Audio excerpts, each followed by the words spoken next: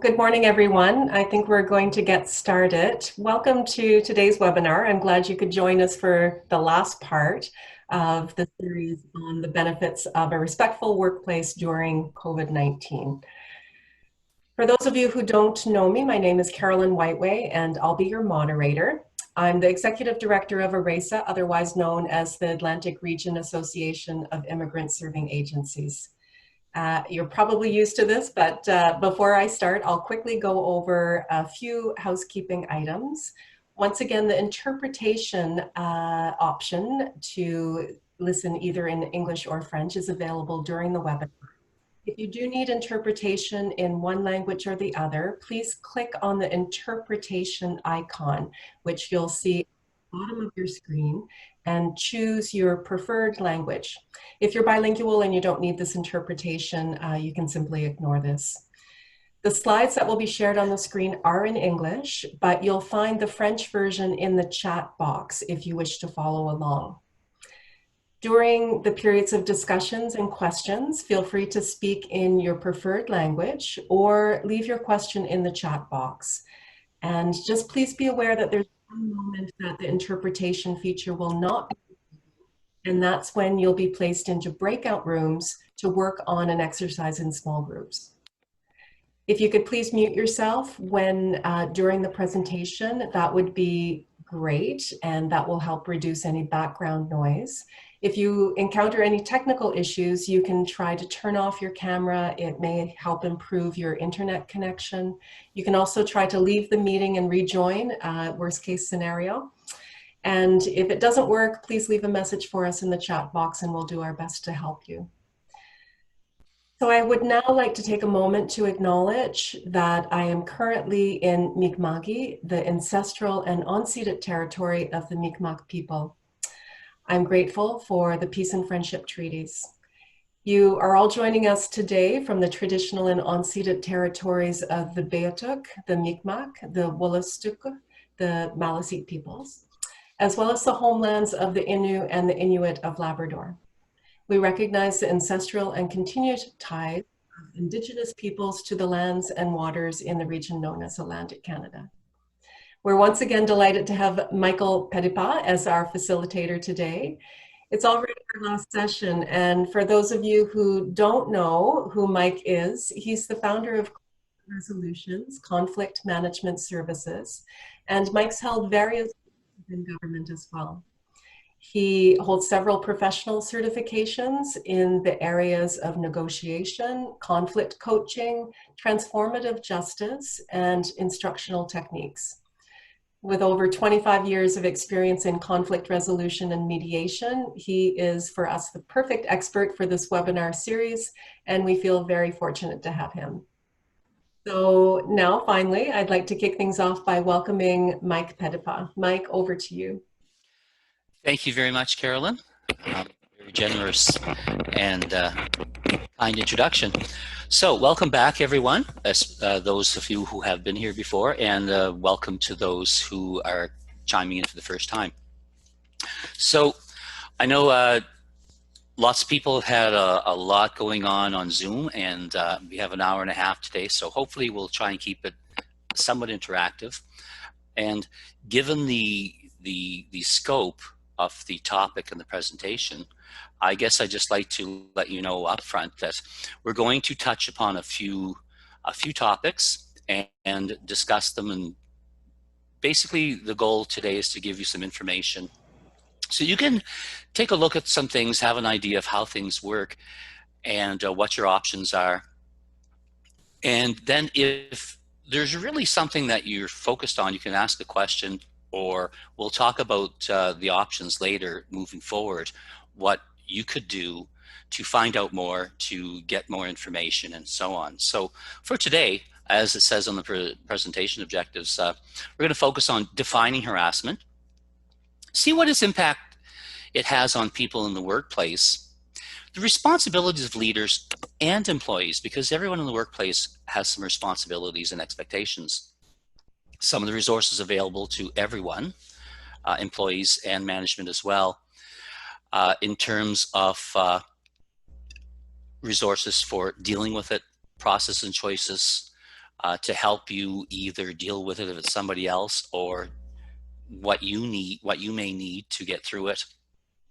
And as well as we're going to touch at the end upon sexual harassment and some of the resources in the complaint process for sexual harassment, so that if people either witness it or are victims of sexual harassment, at least you have a bit of an outline as to what you can do and where you can go to get resources and help and what they look like. So we're not going to go deeply into that, but at least provide you some information and options. So Matt, if we could move to the next, thank you. So first we want to look at what we covered in the last session, because for this session and for dealing with these things effectively moving forward, things that we've covered in the first two sessions, difficult conversations and respectful workplace, would be helpful. The tools, the strategies, and the communication processes. So first of all, here's what I've put out there as some of the main topics from the last one. Respectful workplace is everyone's responsibility. We all can make a difference. Third, curiosity and conversation are essential to learning. Fourth concept, prevention and awareness. 5, people are at the heart of the workplace. And 6, bringing civility and humanity back to our workplaces. So on the next, basically, PowerPoint, I believe there's an opportunity for you to indicate which of those points, one more forward, if you would please, indicate which of those learning points from session 2 you found the most helpful. Now I believe that can be put up on your screen. There we are, the poll. Thank you. So go ahead and pick one and please enter it so we get an idea as to what was most resonating for you.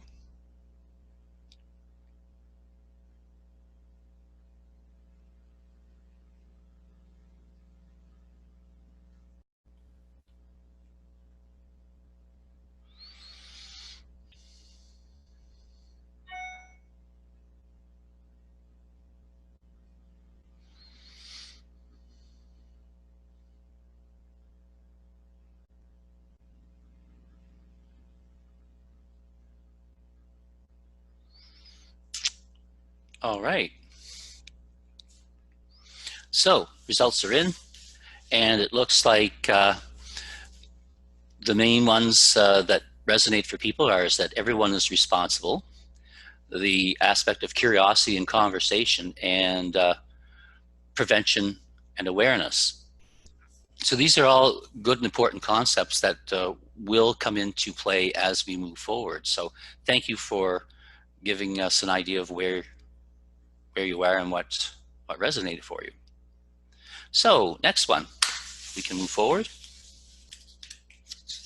So once again, I'd like to get you to work fairly quickly here. So for this exercise, you're going to be put into breakout rooms, and what we'd like you to do, there's going to be 4 groups, and each of the 4 groups should have one of these topics on there. And what we'd like you to do is make a quick list. So you'll have 6 minutes. And the list is, what is the impact of the following in the workplace? So make a list of, how does conflict impact the workplace? How does inappropriate behavior impact the workplace or people in the workplace?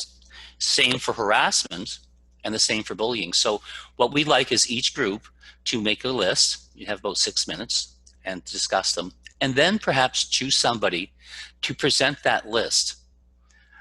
So if you have any questions, I will probably drop in quickly to each of the groups. So if you have a question or concern, let me know. Otherwise, then you'll be brought back to the main screen and we'll share from group to group, starting with group 1. So we'll take 6 minutes and get started with that.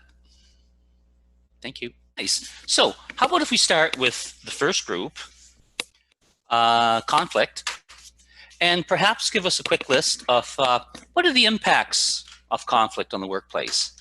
And I know we've kind of done this before, but somebody, if you'd be so kind as to share what you came up with in group 1? Okay, I was volunteered to share from the group. And Oh, we were able to do it without a conflict. nice. So I think there could be, a drop in morale, like the impact of that, and also eroding trust, and also impact on relationships. But we got also into a bit of discussion about also the whole definition of conflict, and it depends on how you define what conflict is, and also how you see, maybe some people think actually conflict can help bring out issues, so you don't have it hidden, and people are going around being quiet and avoiding things. Bringing it out, and you're able to deal with things more. You can try to do it and it is about how you're handling it, the aftermath of bringing things. And then it is also the whole cultural aspects of it as well, how people communicate, and it can be perceived as a conflict, but actually it was never intentions on it. And it seemed to be easier if there's more of a group conflict than if there's two individuals. So we got into not really clear answers in the end, but just how complex actually the whole concept of conflict is. That there's many different opinions, many different approaches to how people see it, and also it can also be very uncomfortable for people in leadership positions and trying to deal with conflicts within, for example, within their teams, and trying to really look at the best approach to address it. So I think I summarized that. I think. Anyways, we didn't get any key things. We just had a big discussion on it. Well, thank you. If I may reiterate, I suggest that you did hit some key things. And if I'll quickly go over the list that I've written down from what you've said, you talked about morale, trust, relationships, definition, and how people see it differently. It puts things on the table. There's obviously cultural, and what is and isn't conflictual to some people may be different to others. The aspect of communication, how important that is. You talked about the intent, how it may not have been intended. So the intent and the impact are often very different, and that the group may have a reaction that can cause a lot of discussion.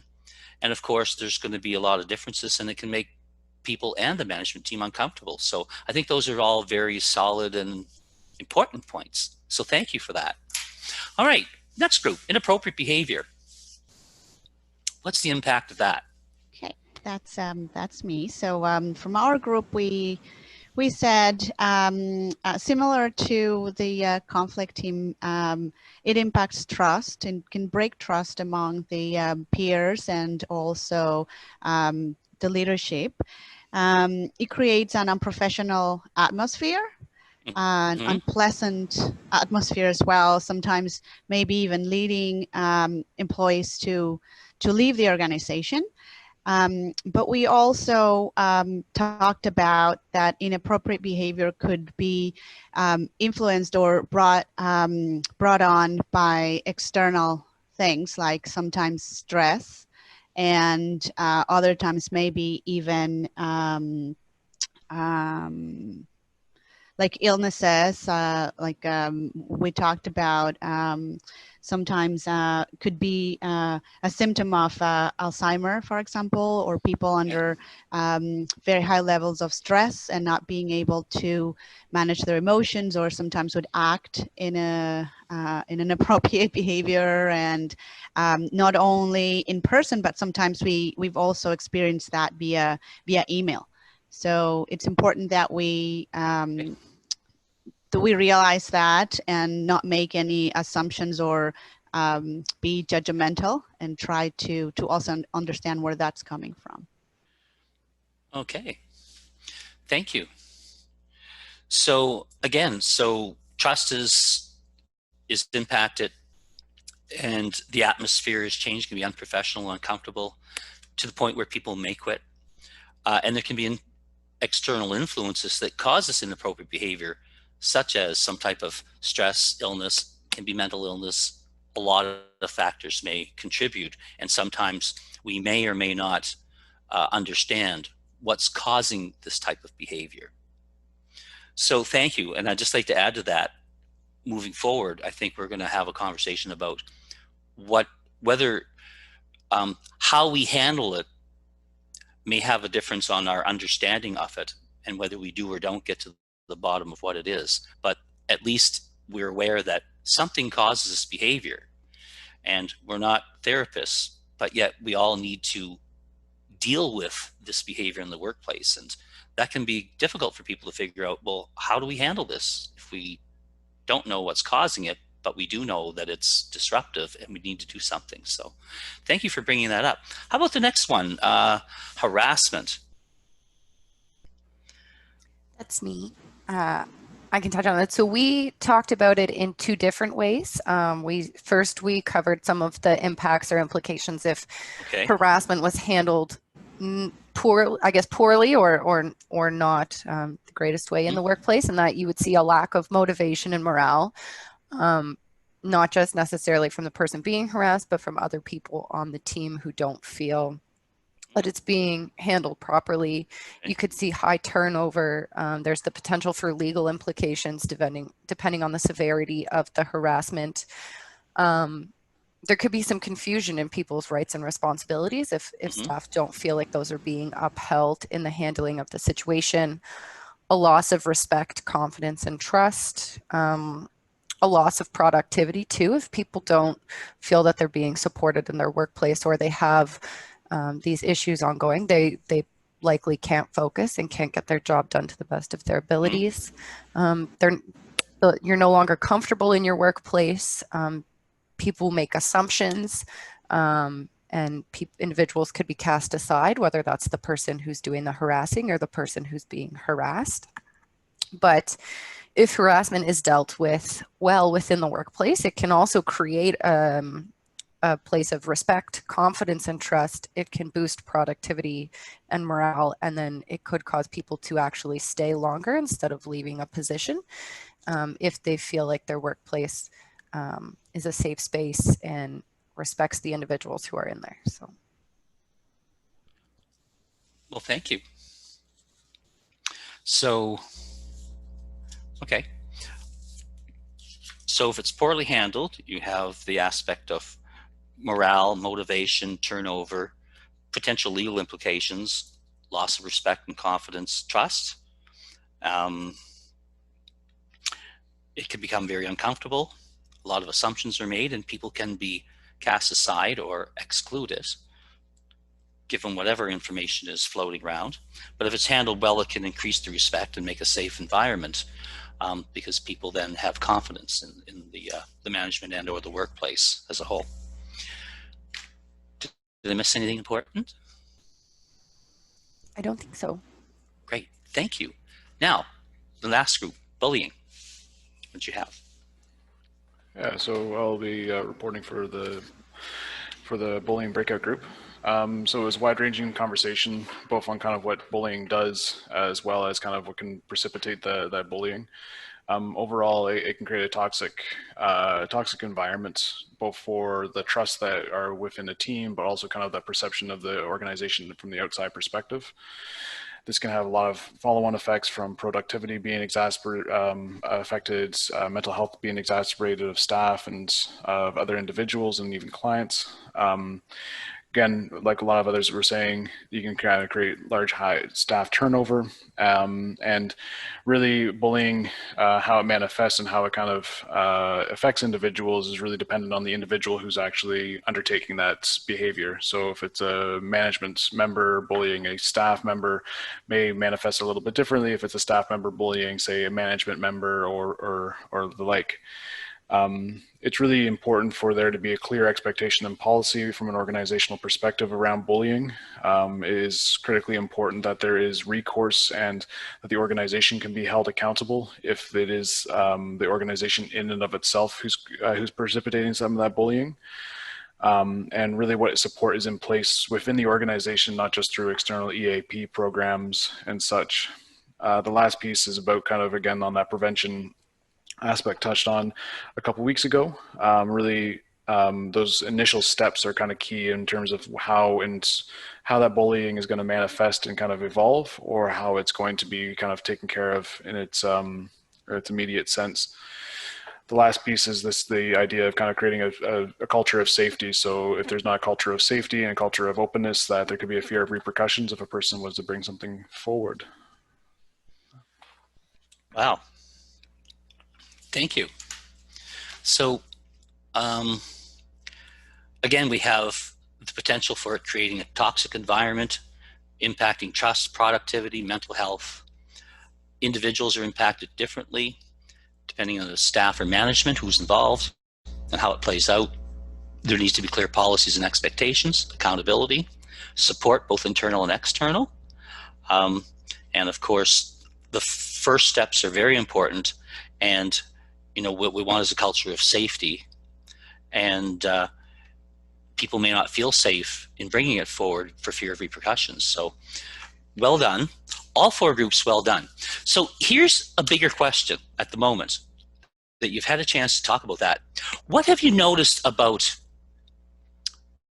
the impacts of the 4? So we didn't define what each was, and some groups wanted to define it, but I wanted you to focus on the impact. What do you notice about the impacts that each group has read out?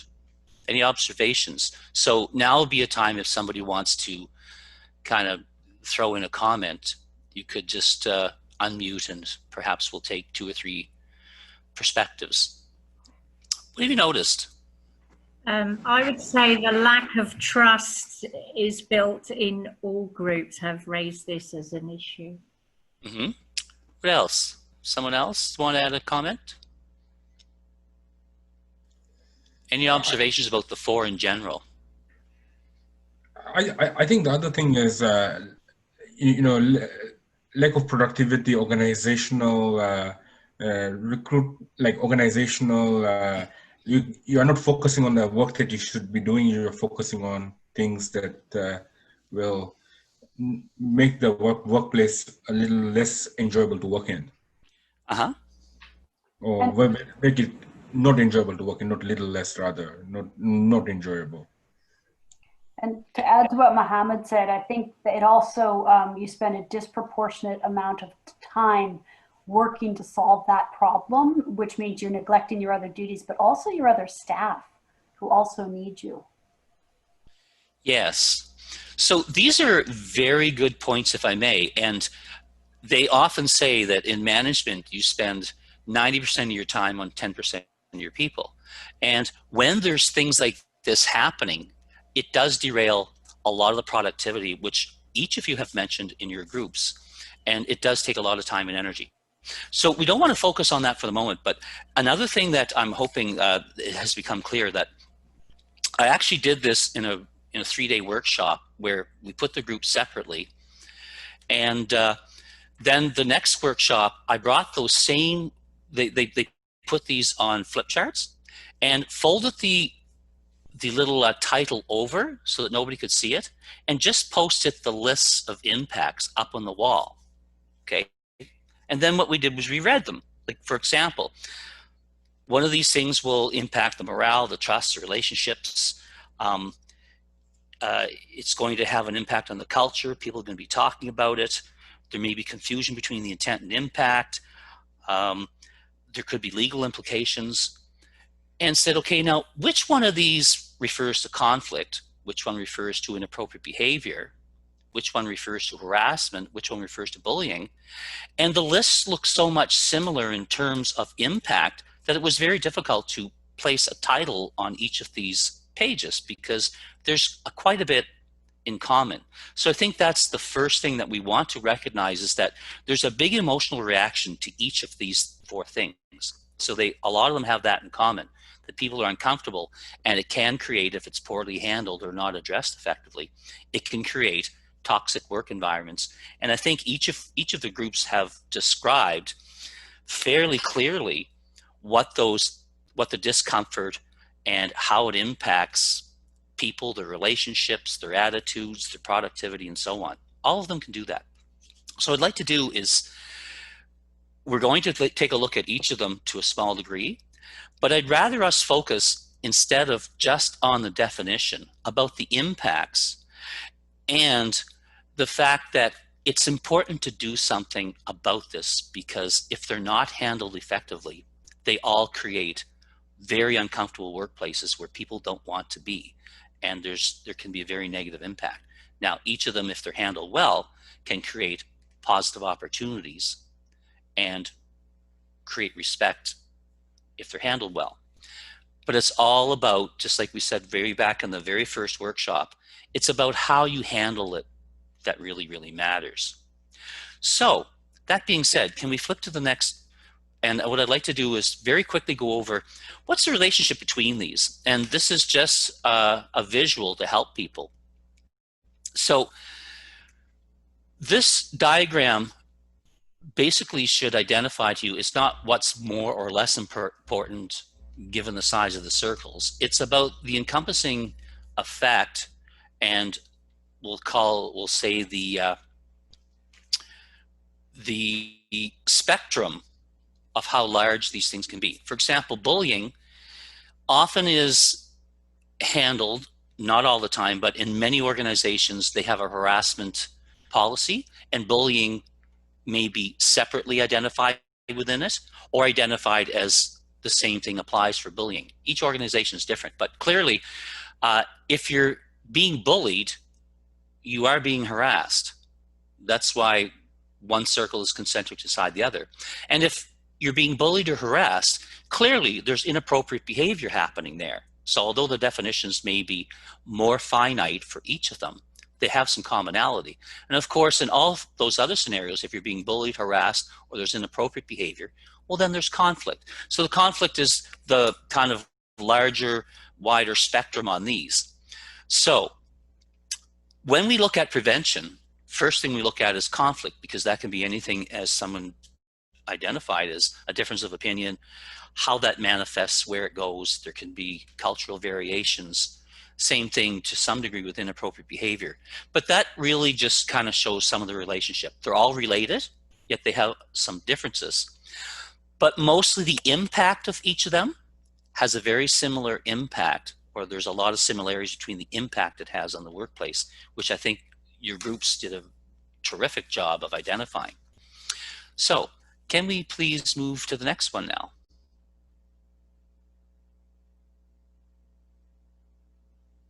Okay, I was just reading the comments to see if there's a question. So when you're dealing with these things, what we want to make clear is that there's three things that need to be considered. There's the people. Who's involved? Is it just a couple people, or are there groups, or is it throughout the organization? What's the problem? And sometimes people go by hearsay, but it's really important to get the people who are directly involved, have conversations with them, and find out what are the facts and what's really happening, as opposed to simply listening to hearsay. And then, of course, choosing a process. What would make sense? How do we deal with this? What would be an appropriate process for whatever the situation is?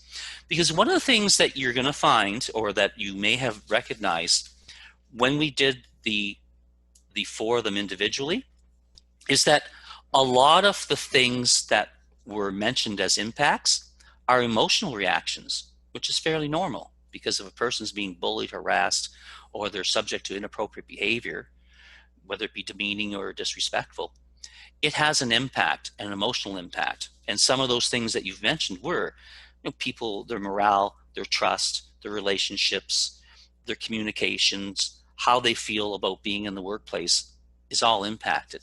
So it's important to get to the bottom, and also to have the conversation early about what's happening, so that you can choose or identify which of these it is, or it might be several, and what would be the best process to use to move forward. So letting the emotions calm down, having a conversation with someone that you trust or that is an expert in one of these areas that can help you sort through it and figure out how would be best to approach this is also very important. So the next one, please.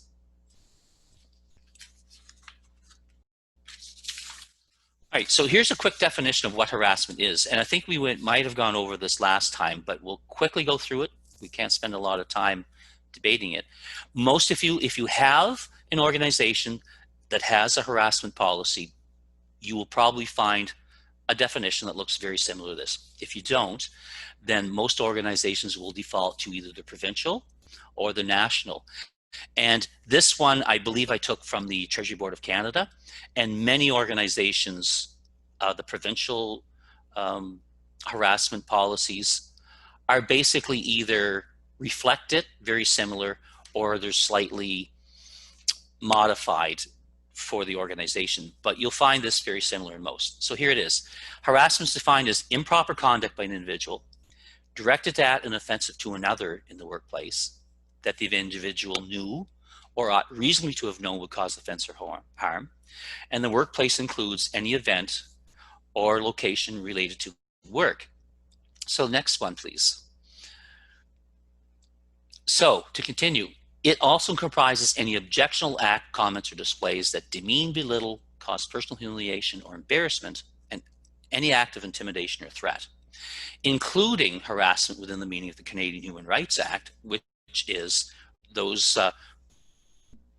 really key mark: race, national or ethnic origin, color, religion, age, sexual orientation, marital status, family status, disability, or pardon conviction. So if a person is being demeaned or put upon or treated unfairly for any of these reasons, then that's harassment. Next one, please. So when there's harassment, what are the responsibilities of the employees and the responsibilities of the managers? So again, you're going to be in two groups, and would like you to quickly, within 6 minutes, make a list of what do you see as the responsibilities. So I'm going to wait for you to be put into groups, and I'll pop into each one briefly for a moment. All right, so how about if we start with the employees, and perhaps I forgot to mention that I was going to ask each group to present. I'm hoping that by now someone may have anticipated that, but would someone please represent, what did the employees, so what's your list, please? Okay, yes, we assume that somebody will have Thank you, Olga. to present. So in our group, we managed to discuss the situation when we witness harassment in the team, and we discussed the actions as talking to the people involved, offering advice and support, for example, inform them about the options to address the situation, encourage them to discuss that with some people who can help, supervisors, for example. Also, we can consult with people and culture specialists, respecting the confidentiality of the involved staff in this situation. The whole idea should be to find the way, either themselves or our responsibility would be to bring it up to the supervisor's attention, or whoever can really help to solve the problem. So this is what was discussed, and if I miss something, probably the members of the group can add. Thank you. Thank you very much, Olga. Okay, how about the next group, managers? So obviously everything that the employees have as responsibilities applies to the managers as well. And of course, there's extra and specific responsibilities that managers have in the face of these different situations. So managers, please. Yep.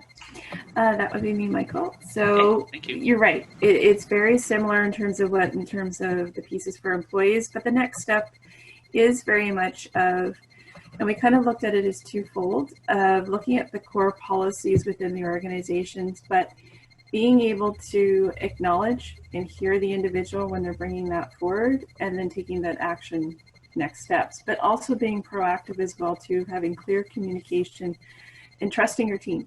So trusting your team and trusting your staff, and having really clear communication, transparency, what policies and procedures are in place all along to help support that in line of for employees to know what their supports are there and what they can do for each other, and broader of that, potentially hopefully to be more preventative so it doesn't necessarily end up happening.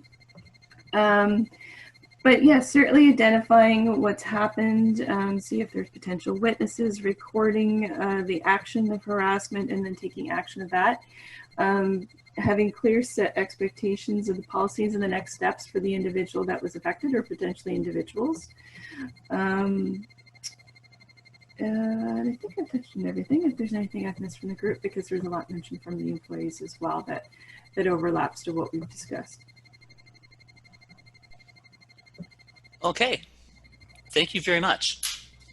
So here's what I'd like to do is briefly go over, actually for the next, if we could switch to the next PowerPoint, please, so I can say, here are some things that basically come up in other groups. Now, is there anything on the screen that you see that hasn't been brought up? I think you've touched on most of them. So if there's something that you feel isn't addressed that's important, either from what's said or what's on the screen, somebody can chime in and say, hey, what about this? If not, I'll just quickly go through this. So clearly, everybody has most of the things that you've talked about. You know, you got to treat people with respect, get information and training, make sure that all of you, if it hasn't been provided for by the managers or the organization, ask for some and ask questions, bring up situations, communicate your concerns directly to the offender if possible. And I know that's difficult. So when we went through the difficult conversations, sometimes those things can be helpful.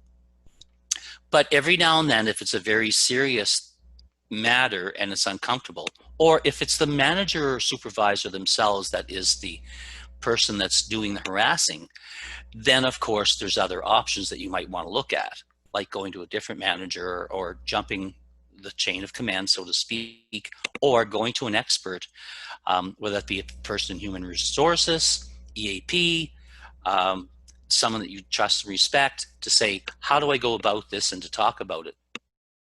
And of course, you can think of, do you feel you'd want or need a third party neutral? But again, that would need to be discussed with the manager or somebody who is the harassment advisor or who has the role of dealing with harassment in the organization. And being open to participate in a process to resolve this.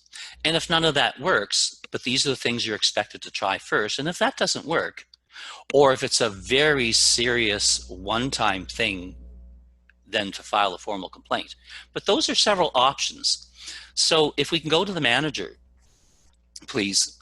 So the managers also, of course, need to lead by example, be vigilant, and most of you talked about they need to listen and be fair and take it seriously.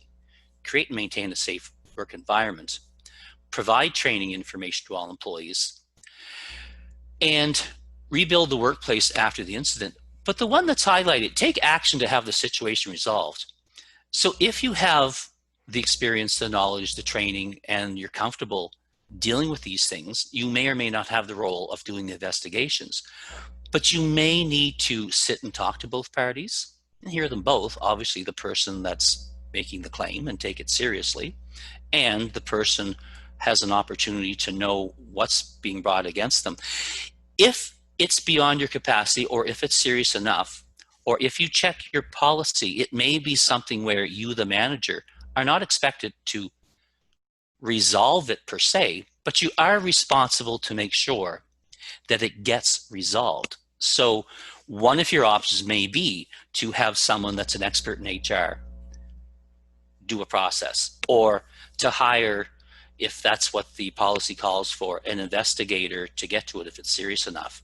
So there's options that you have to make sure that it's dealt with and resolved. And knowing who those resources are, where to find them, and when and how to engage them is also an important part of the policy expectations and the managerial responsibility. So if we can go to the next one, please. So here's a visual, the next PowerPoint. here's a visual, and yeah, we'll just have to tap this. Unfortunately, it's not coming up one at a time. So there's the aspects of training prevention, and I believe we've talked about that in the back. It's your responsibility to make sure people have it, and if they don't, to provide it. Next, please. So avoidance, that's, some people choose that. It's not one that I recommend, because people often think that if you ignore it, it'll go away or solve itself. And with things like harassment, bullying, inappropriate behavior, and conflict, what we know through, well, at least what I've learned through my experience in training and so on, and in practical applications, it just typically doesn't happen. Usually it festers. So the next one, please. Yeah, keep going. Tap, please. All right, so then we have the rights base. They'll come up in a second here. Please keep tapping. All right, so here are some of the formal processes that you have. They're called the rights base. So that if you try, if you try the informal processes, which will come up in a moment, that don't work, these you always have the option to try. So grievance, harassment complaint, the ombudsman, HR commission, arbitration, court system. But these are typically intended to be the last resorts, or if it's very, very serious. Then, of course, you have the management or administration who, if you go to them, they have responsibilities to know what the process is, to know what the policies are, and they may need to make some decisions or at least engage a process that's going to be helpful so that it is dealt with. And then the last ones, of course, is the interest based. So these are where, you know, self-initiated, if it's possible, to sit down and reflect and ask yourself the questions like we did back in difficult conversations. Have I somehow contributed? Did I let them know that this type of behavior is not appropriate and that it's unwelcome? And that is both a responsibility that sometimes people assume you can just skip past that. And if it's an extenuating circumstance, it would be unreasonable to expect a person to sit with that person. However, if it's possible, or with the help of a third party, it may be possible to sit down and say, hey, you need to be clear. This is not welcome. I'm not into that. Please stop. Or even let them know sometimes what the impact is. That may speak louder than saying, I'm not comfortable with it, stop. But that's a choice that the person who is the victim can make. Also, getting help from leadership. Maybe the three people can sit, or they can bring in a facilitator, mediator, or some type of process if there's more people involved. But the bottom line is that something needs to happen, and that at the very bottom of the screen where it says avoiding the issue, that's kind of an option. But in a good organization with responsible individual, it's pretty much a non-option. So if we can go to the next one, please. All right. So here's some of the things that can be helpful for managers. When we get to the what can you do? What are your options? Most of you are probably aware with this, but for those of you in the workplace, employees who say, well, why aren't managers doing anything, or what are they doing, or what should they be doing? Well, here's a list taking right from the Treasury Board policy. And again, the provincial organizations, I've looked through all four. They're very similar. And I'll let you know a little bit later exactly where to find those policies and what to do if you don't have one. So again, meet with the staff, talk about the harassment policy. Now, this is prevention before something happens. You know, put it on your weekly meeting, whatever it takes. Make sure that people are aware that there's a policy, they have a copy, and if you don't, I'll show you later where you can find one or even make one. So access to the policy, provide training sessions. There's usually somebody in an organization that's trained to do that. If not, the workplace have a list of those. The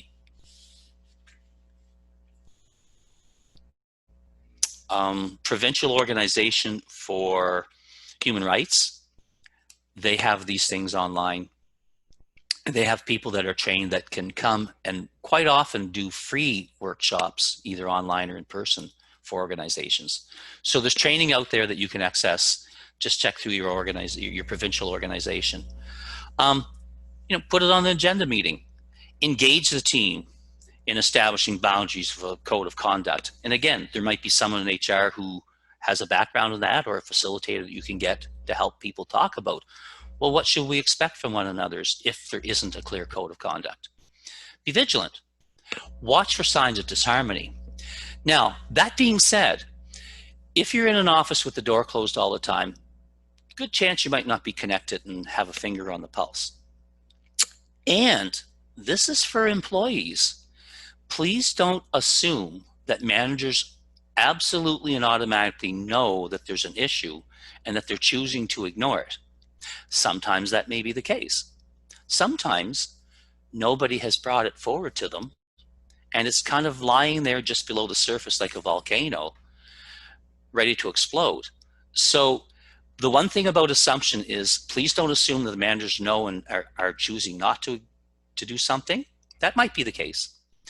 They may not be aware because nobody's said anything, and that people get very good at masking the symptoms. So the best policy from my perspective is for people to bring their concerns forward, because that's a responsibility that employees have, or that managers to ask questions and pay attention, so that at some point somebody needs to bring it out, put it on the table, even if that's individually. Make an appointment with your manager, say, hey, there's an issue here, can we talk about it, or can we set aside 15 minutes? I'd like to have a conversation. So be clear that communication is a two-way street and everyone's responsibility. So, and then of course, take actions. It doesn't mean you have to come up with the answers, but you need to take action, whether it be getting the policy, talking to people, going to HR, looking for help and support, bringing in a specialist or an investigator or a mediator, whatever makes sense. And then of course, being open with an open door policy and to listen. So next one, please. So when do you reach out? When should we talk? So sometimes the formal processes might not fit, depending on how far into this conversation you get. Or it may be a conflict of interest. So by that, this is an example. Perhaps a person comes to the manager and they're good friends, they hang around outside work. That's not uncommon in our society. And they believe that there's a problem. They maybe know the other party very, very well. And they may be unbiased or go, well, I'm having a hard time believing this. Well, it may be true. It may be an emotional reaction. We don't know. But if the manager is having difficulty being neutral and unbiased, that might be a time to reach out to someone in HR, another manager, their supervisor, or look for third parties that can be neutral, that a trust and bond can be developed with the two parties. If you feel it's something that can be discussed, that can be resolved without the formal process, then it's interesting to know that if you feel neutral and capable and experienced enough to sit with the two parties and have a discussion, that's an option. If you feel for some reason that you're not neutral, or that you might sway one side to the other, then perhaps finding a neutral third party. But you do have a responsibility to do something, and the choices that you make will have an impact on the outcome. So, do a little bit of an inventory check, perhaps. So parties, they might want a flexible and informal process, and if that's the case, then that can happen. And for example, facilitation or mediation can be very helpful when the parties maybe don't have a lot of trust for each other, or it's appropriate when they do. The parties need to be willing. The one thing with mediation is a voluntary process. So if one of the parties says, no, I don't want to participate, then it doesn't happen. And a professional mediator will not try and drag them into the process. They will explore, typically, what are your concerns? Is there a way we can address them to make this meeting safe, or to give you enough information so that you're comfortable enough to know what's going to happen and give it a try? But at no point should a professional mediator try and drag or trick or force a person into a mediation process. If they're uncomfortable, that needs to be dealt with. And there may be another process. I think it's a good process, but it's not the one size fits all for everything. So if there's, if a party can't ignore the problem, if no party can ignore it, then this may be a good option. Or if the power balance is somewhat equal, or if it's possible to equalize the power and to offset it in a way that it's still safe and it can be fair. If some of the other options are too expensive or slow, sometimes we know with a harassment investigation, it can take quite a while to get somebody in to do it because they typically come from the outside. It's expensive and it takes quite a bit of time. So we're talking somewhere in the range of between $35,000 and $60,000 just to do the investigation. Sometimes it'll take up to 2 or 3 months for the person to be able to come in, interview all the people that are involved, make the report, and then submit that to the management that has hired them to do so. So it's not a slow process, it's a very thorough process. Another reason or another option is that when the parties have an ongoing relationship, so if a person has quit and they're filing a harassment complaint, well, that's one thing. But if people are staying working together and they need to resolve this, that may have an impact on what process would be most applicable, because not all processes can deal with the situation and keep the relationship intact. So it's something to consider. One of the things about facilitation and mediation is it helps you work on both with a trained professional. And of course, sometimes there is a misunderstanding or a miscommunication. And sometimes the formal processes may not get down into that level of discussion for that to be A, clear, and B, for it to be clarified, resolved, and fixed. So a creative solution is desirable. This process allows for more creativity than perhaps the formal processes. They're rights driven. They have a lot of formal processes. And so, and of course, if the parties wanted to settle the dispute in private as opposed to going to a larger process and having other people involved. So these are options.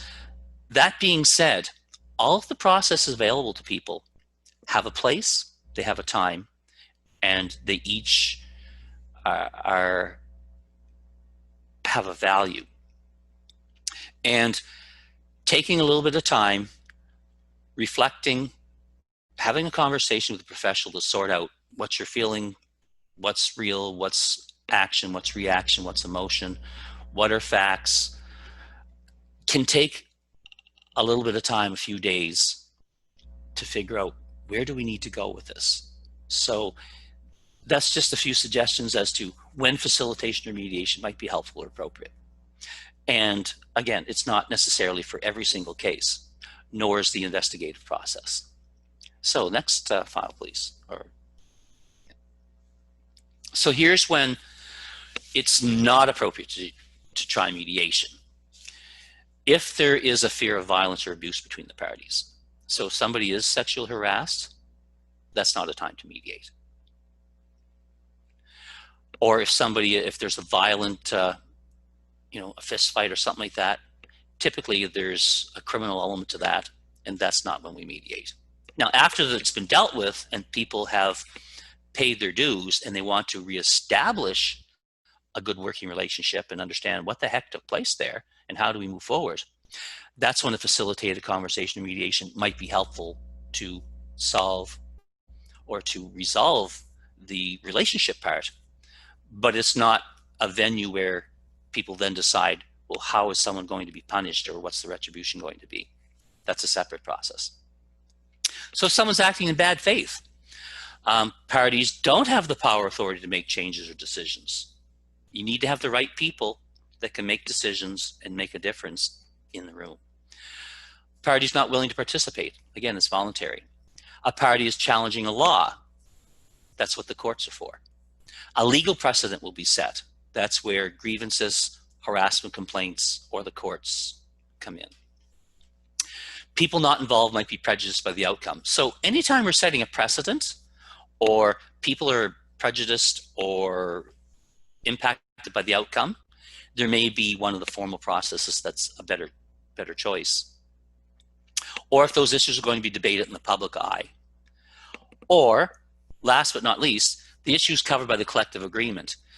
If there's a dispute about the collective agreement and how it's interpreted, that's something between the management and union, and they have a process for that to clarify the collective agreement or to negotiate the terms of the collective agreement down the road. But that's not something that mediation, we can't interpret or impose a collective agreement. That's not our role. So next one, please.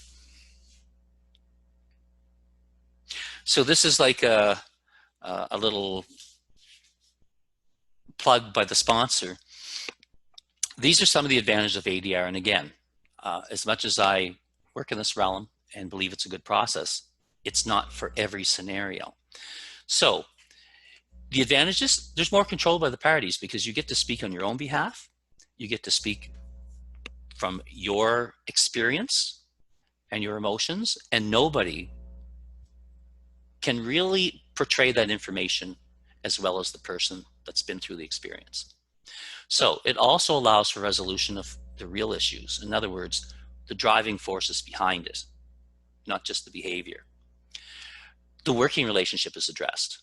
And in formal processes, often it's who's right, who's wrong, who's good, who's bad, who needs to be punished, who's the victim.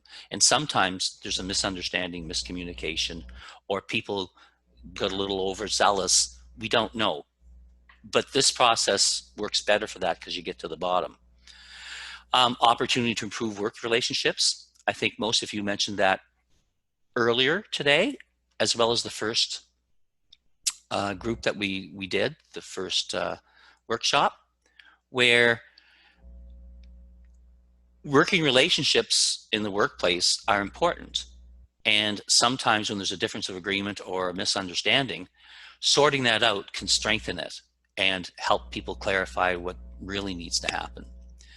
And satisfaction with the process and outcome, where you want to have a process that works for you, as well as an outcome that you are participating in. Also, it's voluntary, confidential, and cost effective. So this can happen sometimes within a few days, whereas court, well, you could be waiting a long time to get into a court. Through the Ombudsman, they've got backups. Human Rights Commission, last time I checked with the Canadian Human Rights Commission, they had like a 3-year waiting list. And one of the things they do is when you take an issue to them, often they will ask you right up front, have you gone through the processes in your workplace? Like, have you tried your provincial? First of all, have you tried mediation? Have you filed a formal complaint? Have you gone to the Human Rights Commission provincially? And if not, they will typically say, go through one of those processes first. And if it doesn't work, or if it's not properly handled, then come back to us, because they want it done locally as much as possible. Now, if it's an extenuating circumstance that's huge, they may take it on right away. But typically, they'll go through the checkbox, make sure that you've taken action at the local level first. And then, of course, you can revert to the human rights if it doesn't fit those criteria. Next one, please. Okay, so now we're getting close to the end.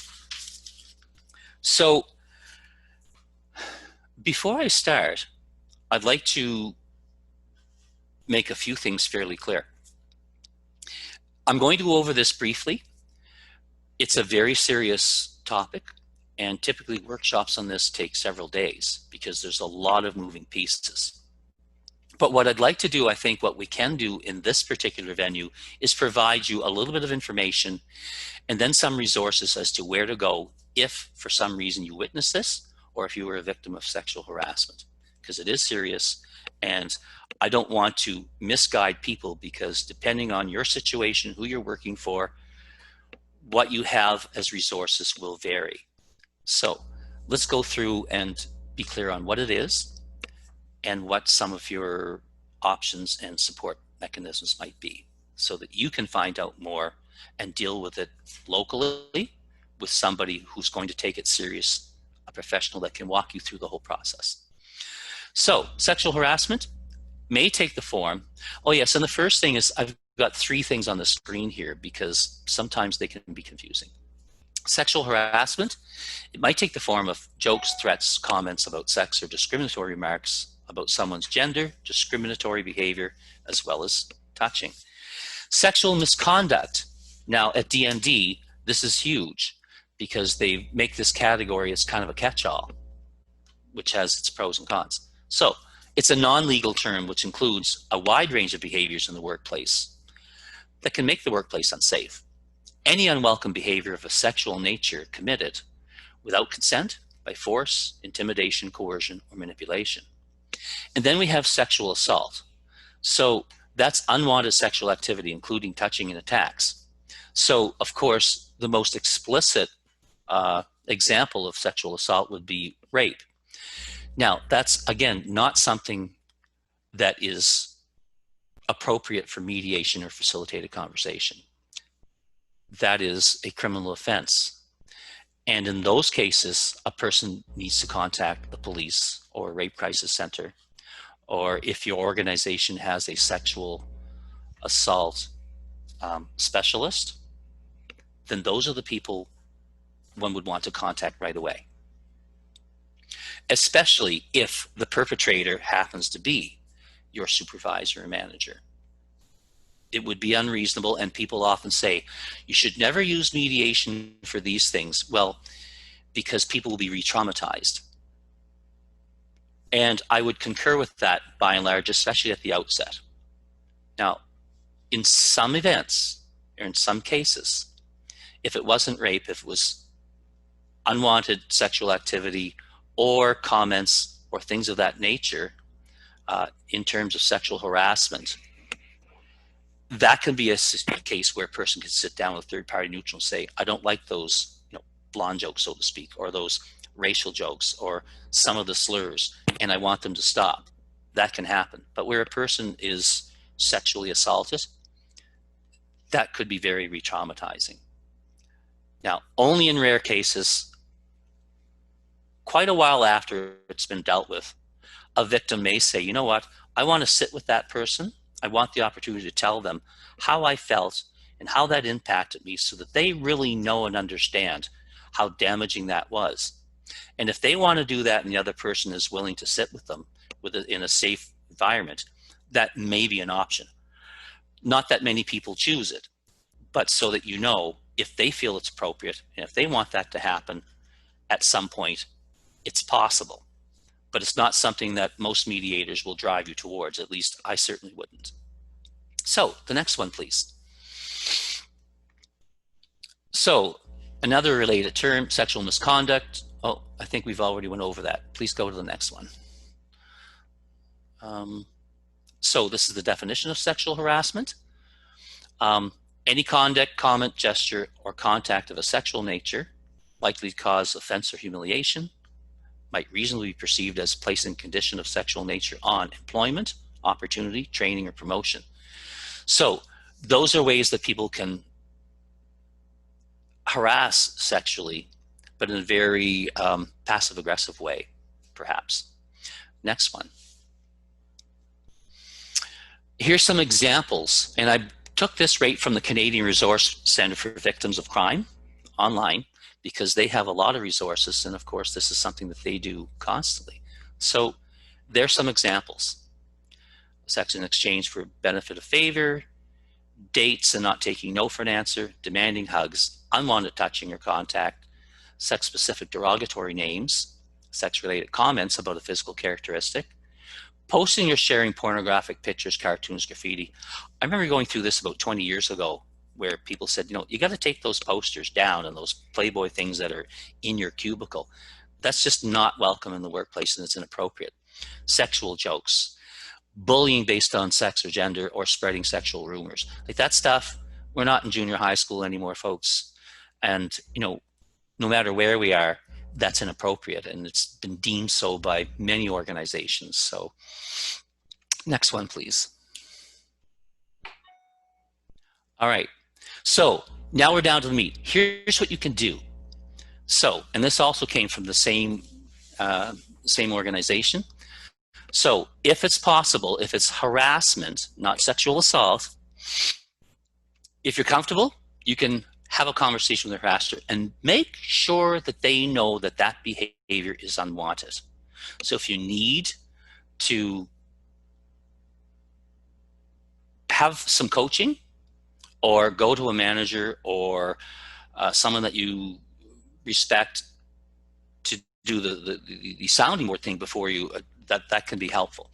Or if it's really bad and you're uncomfortable, or if that person that's harasser is your supervisor, then you may need to go above that person and let somebody know that's in charge what's happened and get some help or perspective from them. Third thing, if it's not handled properly, then you might want to make a formal complaint. And again, check with your HR or someone in the management team so that you find out, are there forums? Who would you go to? Sometimes you can talk to them, they'll take notes. Every organization is different, but everybody should have a person or a manager that you can go to that can give you some guidance. Or I will show you at the end, there are places online that you can go to. If it's related to a federal government department, then you can contact the manager, HR, harassment advisor, EAP, or go to the Canadian Human Rights Commission.